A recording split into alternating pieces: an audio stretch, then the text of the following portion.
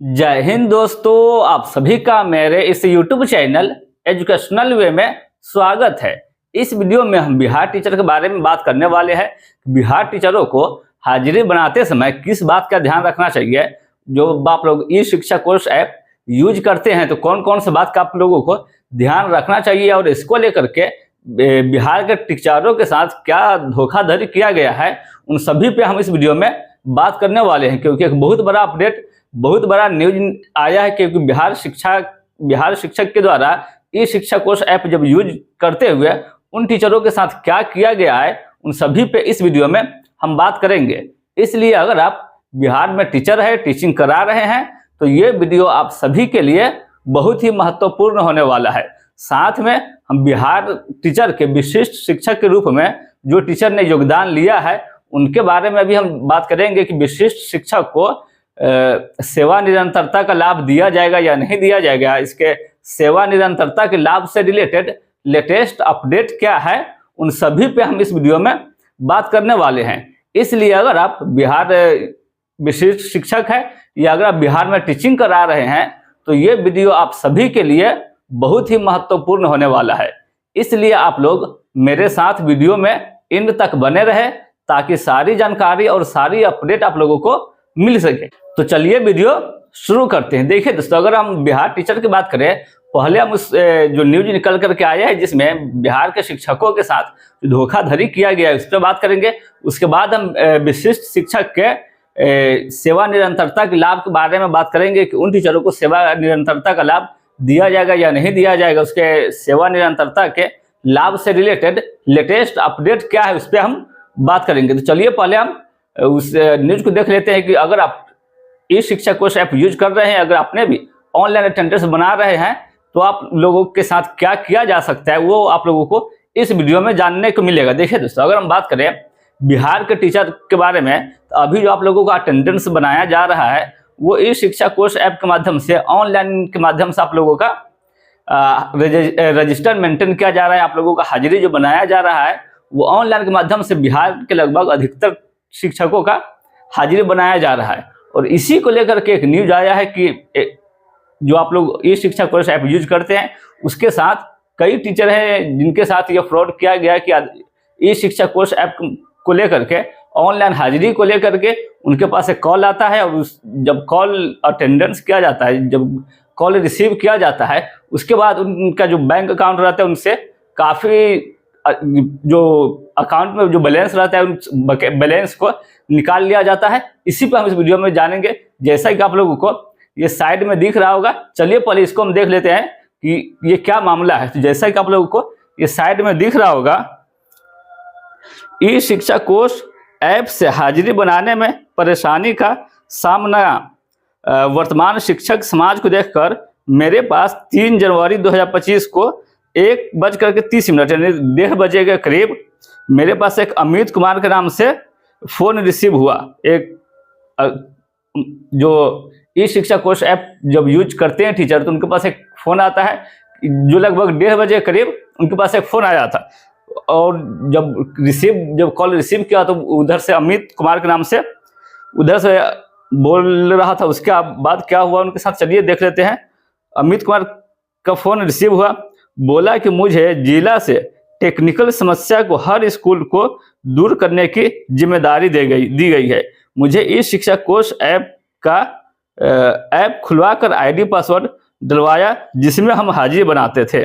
देखिए दोस्तों, वो इस तरह से आप लोगों के पास आता है जब आप ई शिक्षा कोर्स ऐप यूज करते हैं या अगर टीचर है ऑनलाइन के माध्यम से हाजिरी जब आप बनाते हैं तो उनके पास एक कॉल आया जो कि 1:30 बजे करीब एक कॉल आया जिसमें वो उधर से जब कॉल रिसीव करने के बाद बोला गया कि हम जो ई शिक्षा कोर्स ऐप है उनका टेक्निकल समस्या को दूर करने के लिए बिहार सरकार के द्वारा हर डिस्ट्रिक्ट वाइज कॉल कर रहे हैं कि आप ई शिक्षा कोर्स ऐप ओपन करें, उसमें अपना ID पासवर्ड डाल करके उसे पूरी तरह से ओपन करें।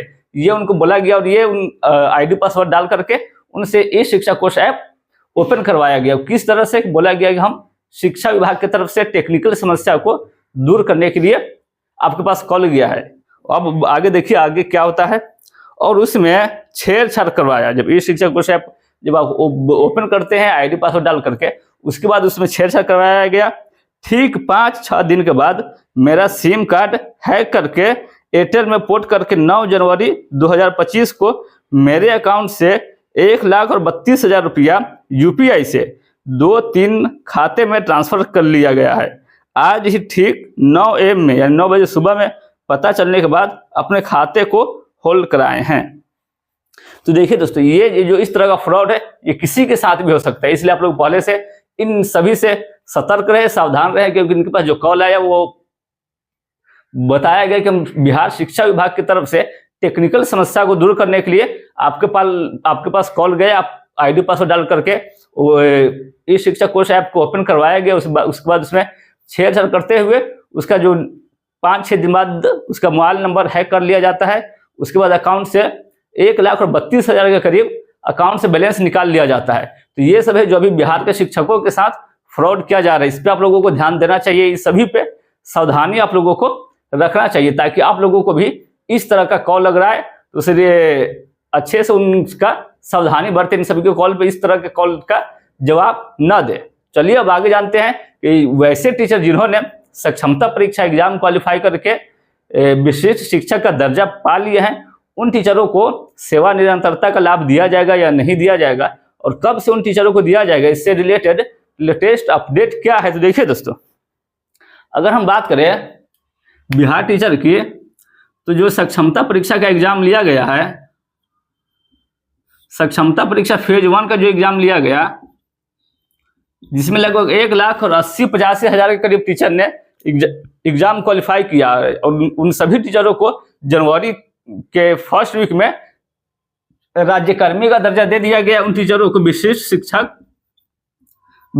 शिक्षक के रूप में उन टीचरों का योगदान दिया गया। अपने ही स्कूल में रह करके वो टीचर विशिष्ट शिक्षक का रूप में योगदान दिए हैं, जो कि जनवरी के फर्स्ट वीक में उन टीचरों को राज्यकर्मी का दर्जा दे दिया गया।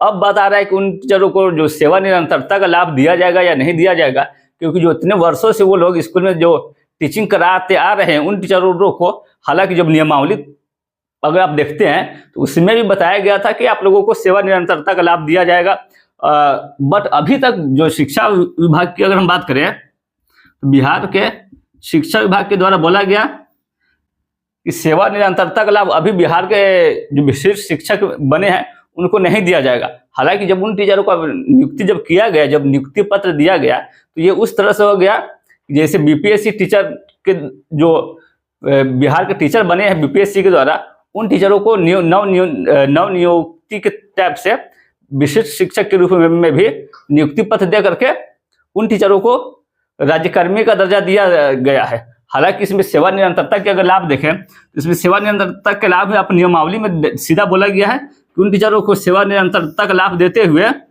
सैलरी में इंक्रीज किया जाएगा।